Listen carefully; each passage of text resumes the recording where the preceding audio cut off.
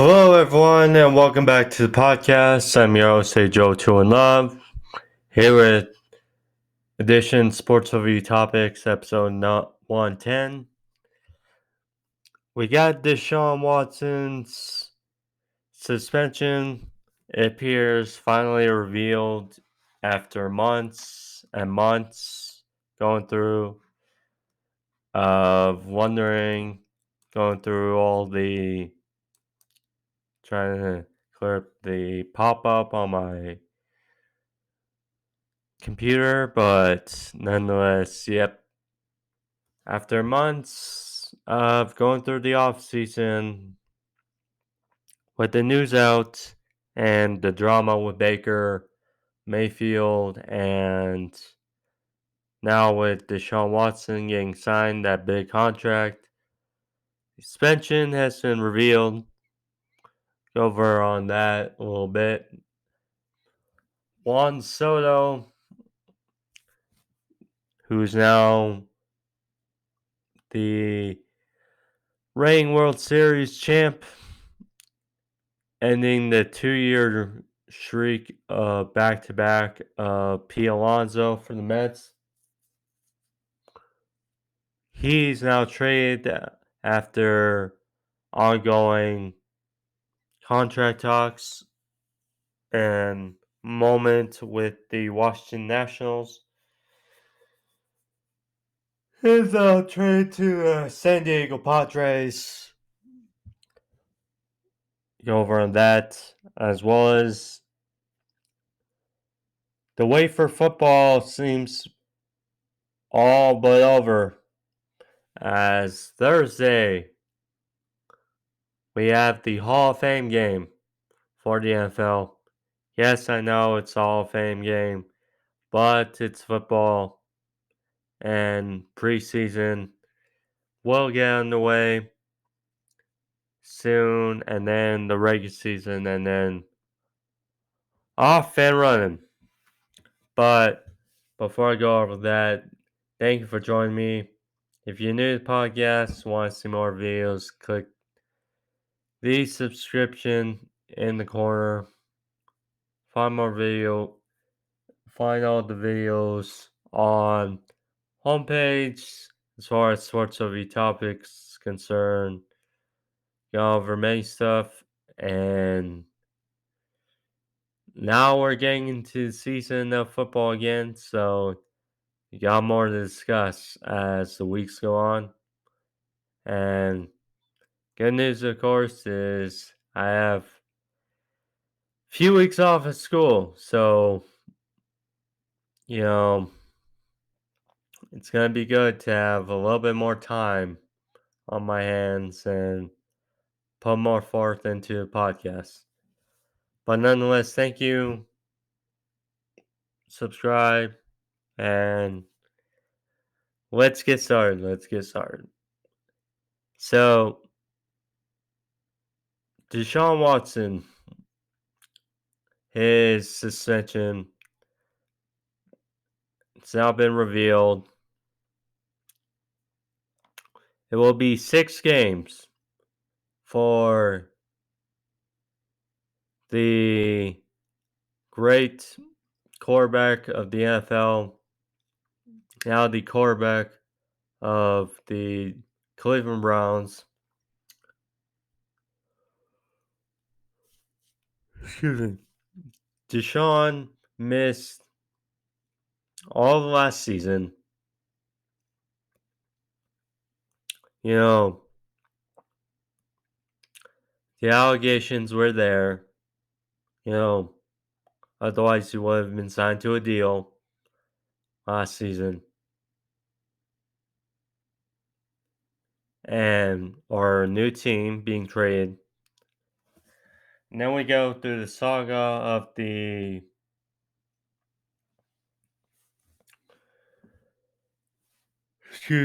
allegations, him still being part of the Texans, the lawsuits, all that. Look, we're in this day and age where the saying is, you're innocent till proven guilty. Now, these days, seems to be opposite. Very opposite. Guilty until proven innocent. And I know with the amount of suspensions and all that, that something's gotta be amiss. You know, because I get there's a lot of, it's not just one allegation, it was a plethora of allegations. But then we hear some are settled, and on and on. It's like it was just a weird saga for the NFL. And 6 games. Look, it'd be hard to not think that perhaps the NFL does partly believe Deshaun Watson. Because, as the allegations started, this is a massive number. Now all of a sudden it trickled down, more allegations got settled, and you're like, this is getting a bit complicated. After hearing all that, for only 6 games, it's a unique spectrum from both sides because, I mean,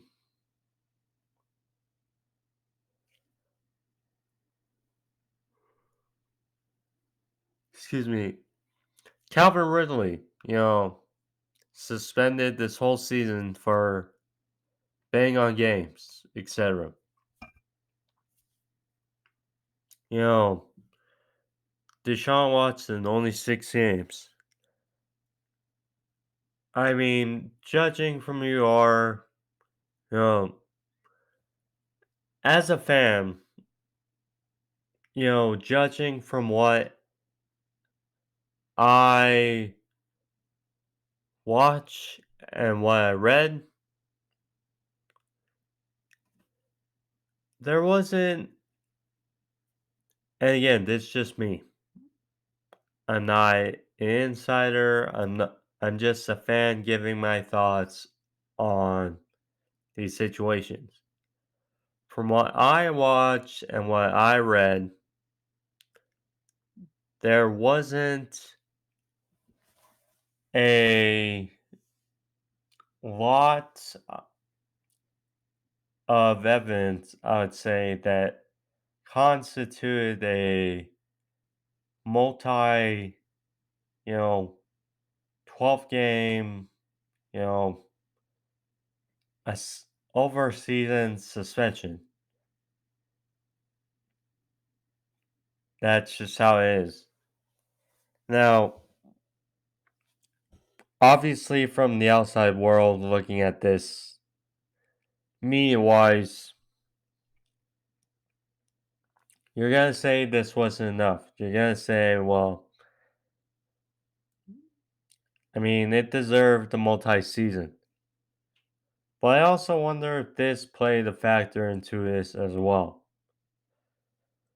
When the allegations started to come out last year, when Deshaun Watson asked for a trade, and nothing was said, nothing was held, Deshaun Watson was kept with the Texans. He still practiced and stuff, but he never played a game last season. He missed all of last season. So now I get the full proclamation, the full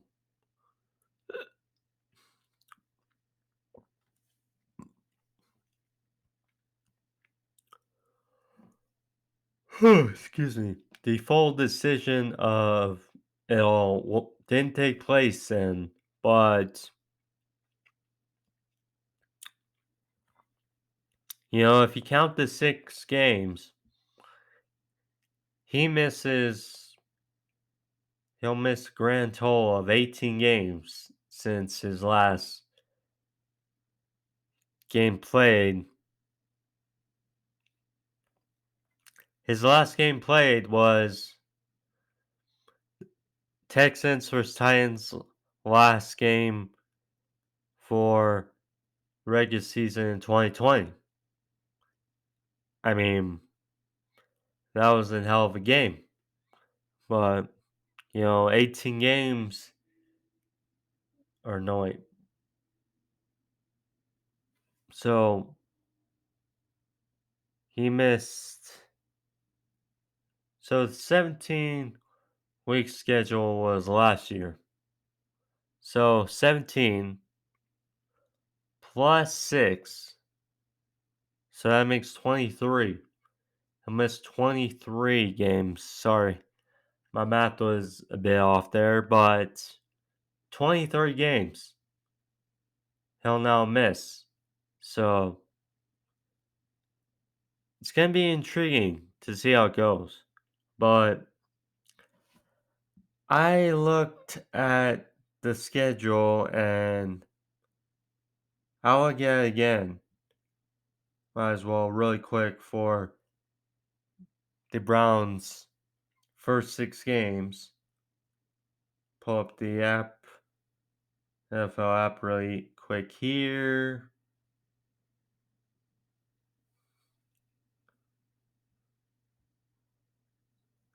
So when I made my predictions earlier this offseason, I did not know how long Deshaun Watson was going to be suspended. But I gave him 11 wins because, with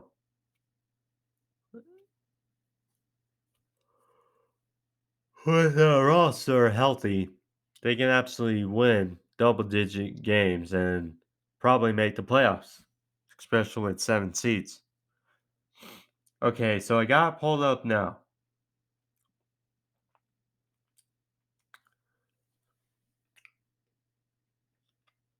So first off,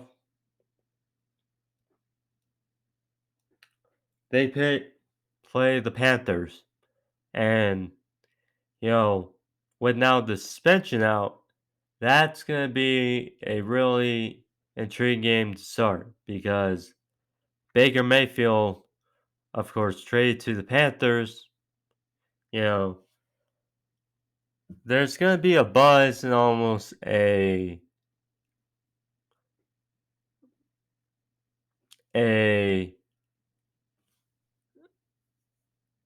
pressure for the Panthers to start Baker against his old team and against the Browns, although the reports have come out that Matt Corral is doing very well in training camp. So we'll see, but it would definitely be weird seeing no Baker Mayfield week 1. But so that may be a tough game. If against a healthy Panthers team, that could very well be a tough game. But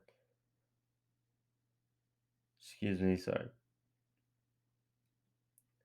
So then we got the Jets, week 2. The Jets are one of my sleeper teams. They are a team I can definitely see making a jump. Not a massive jump, but a jump. Probably 6, 7, maybe even 8 games this season. If Zach Wilson takes his jump in the second year, they got more weapons on offense. But that is a winnable game for the Browns without Deshaun Watson. So week 3 against Pittsburgh, you know, that's going to be tough. That's going to be tough. You know, another interesting game, whether it's Kenny Pickett or Mitchell Trubisky, that is going to be intriguing to see, you know, because you got very good run games on both sides. You got who may be the 1 and 2 as far as defensive player of the year candidates again this season, Myles Garrett and TJ Watt, the reigning defensive player of the year. That's going to be intriguing. Falcons, week 4. That's a winnable game. Although I love Kyle Pitts, Cordell Patterson, but with Marcus Mariota or Desmond Ritter, it's going to be to be determined. Chargers and Patriots. The final 2 games of Deshaun Watson's suspension, judging from 6 games. But, you know, with Jacoby Brissett or whoever they got at quarterback, you know, 3-3 or 2-4 is very possible. And, you know, Deshaun Watson getting back week 7, it's going to be a tough task versus the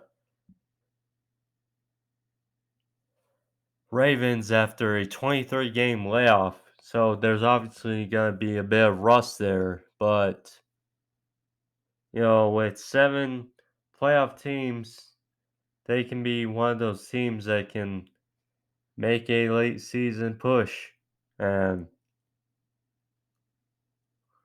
we'll see. We'll see. But, yeah, I would think that judging from the outside, probably could have been more. I was expecting maybe 8, 9, you know, around half the season, because now we got 17 games. But alas, it's 6, and I think that roster can salvage it a bit with either 2 or 3 wins in Deshaun's absence.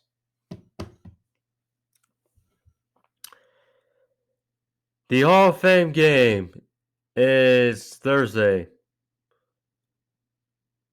Now, the Hall of Fame game, I get it. You know, people don't like it. You know, it's a preseason game that takes place on Hall of Fame weekend for the NFL. You know, before the gold jackets are handed out, before the induction speeches, which is really the highlight of the weekend. But it will still be interesting because, you know, there are some interesting picks in this draft because the preseason is really our first look at these young guns, these draft picks from the draft and some veterans that are either trying to come back from the injury or they're looking to make pace at another home in the NFL. But there are some intriguing first looks we'll see at the Hall of Fame game, including the number one overall pick of this year's draft, Trayvon Walker out of Georgia. Now, many, including me, had predicted Aiden Hutchinson to be the first round pick for the Jaguars in this year's draft. But alas, as we've seen so many times, we hear rumblings about another player, another potential player they'll take high up in the draft. And Trayvon Walker, he had a thrilling season at Georgia, and Walker will him paired up alongside Josh Allen will be a formidable duo for the Jaguars coming off the edge, and it's gonna be intriguing with his size, how they use him in Jacksonville, but it's gonna be intriguing to see how he does in his first game action for the Jags. Also, their fellow first round pick from this year, Devin Lloyd. Devin Lloyd, out of Utah, solid linebacker, a guy I could have seen go anywhere from the top 10 to later after the draft. Luckily for Jags, he fell to them at I believe 26, and he is another interesting grab for the Jaguars because a couple years ago when they went to the AFC title game, the Saxonville nickname, I mean, they lost Paul Posluszny, a leader from that defense, after that game. He retired. They lost Telvin Smith. They lost Miles Jack. You know, the remnants of that linebacker core was pretty much no more. And Devin Lloyd can provide some new foundation into that middle core of that defense, as we see. Plus, the other thing is,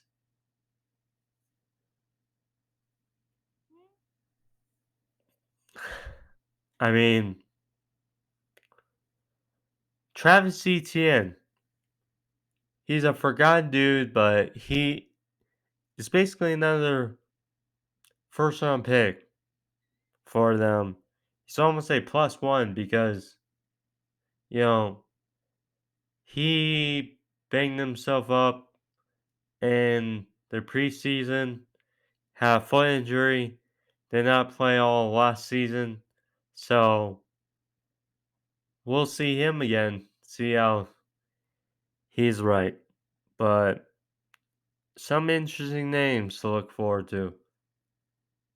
As for the Raiders, they didn't have a first round pick. I believe they didn't have a pick until the third round. But they got some intriguing guys to look forward to. Matthew Butler, big guy from the mill. Zamir White out of Georgia. He is a stealthy runner from the Bulldogs. He will I'm curious because they declined Josh Jacobs' extension. And, they have him. Now they drafted Samir White. I'm curious how he and they complement each other in the backfield while Jacobs looking for his new deal. But yeah, and it wouldn't be right to go through this podcast without touching base about certain legend, and I have not, I did not touch up on him yet, but it wouldn't be fair to go through the podcast without reflecting on the late great now Bill Russell. Bill Russell, Celtics legend, one of the you could say one of the founding fathers for the NBA. You know, back in the mid 90s, you know, he was, many people say whatever they touch turns to gold. I mean, he was kind of the epitome of that. In his 13 seasons, he won 11 titles, 11 championships, 5-time NBA MVP. You know, I mean, Russell, I think what is also amazing is because he averaged over 22 points a game, and crazy thing is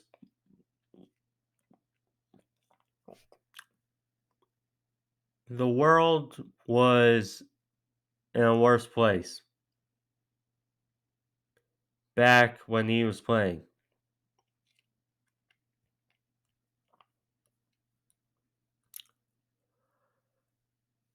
Really, I don't know why I keep yawning, but I apologize. But for him to do what he was able to do while, you know,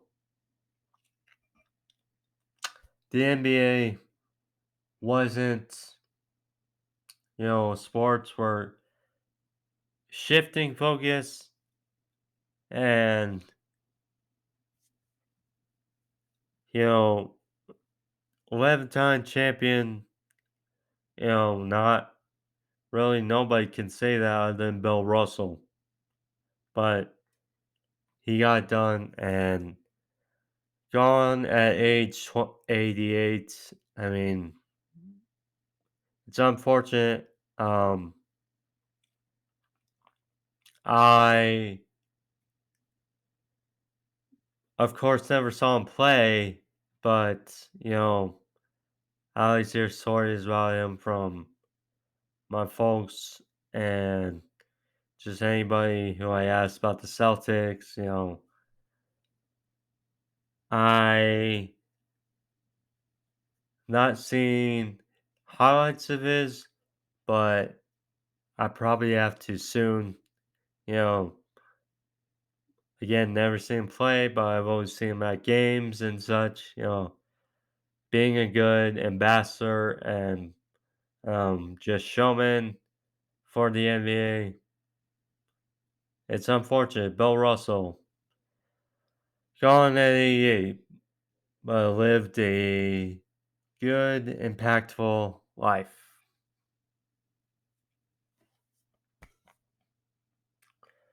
Juan Soto, now, gearing from that. Juan Soto, who's the reigning home run derby champion, formerly of the Washington Nationals. They couldn't finalize the deal. He was unhappy. He's gonna be traded to now a contender officially in the San Diego Padres. This is a huge move for the Padres. The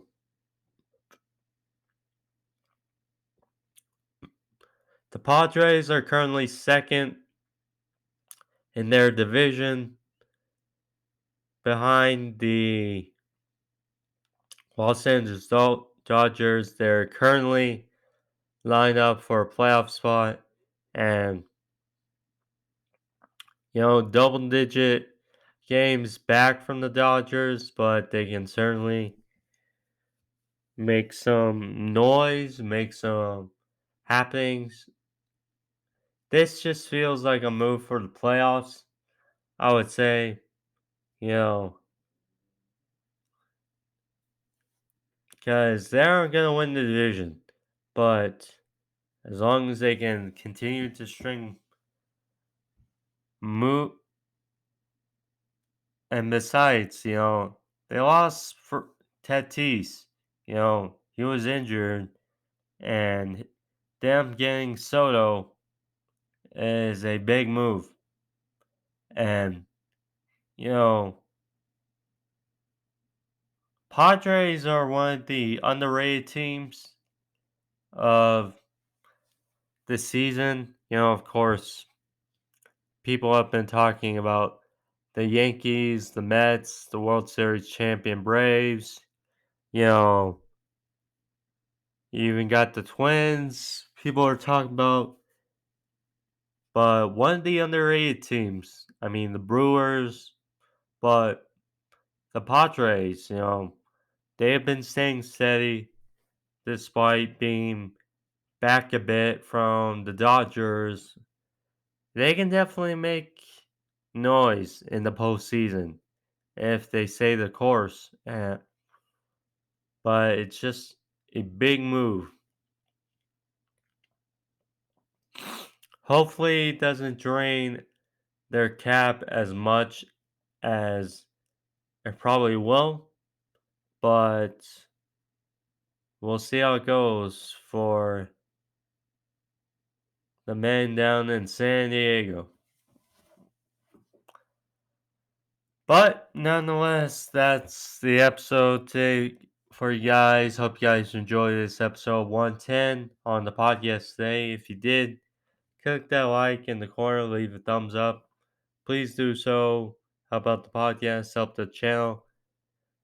If you want to check for my notifications as well as watch all the videos you miss on the channel, you can click the description or subscription, subscribe, find all the videos there, more sorts of topics, and we are headed to back into football season, which then things will really pick up again. So, but yeah, but nonetheless, thank you all. Be safe. See you guys next week for episode 111. But see you guys. Be safe. Adios. I'm Ajoe21love. Getting out of here. Peace.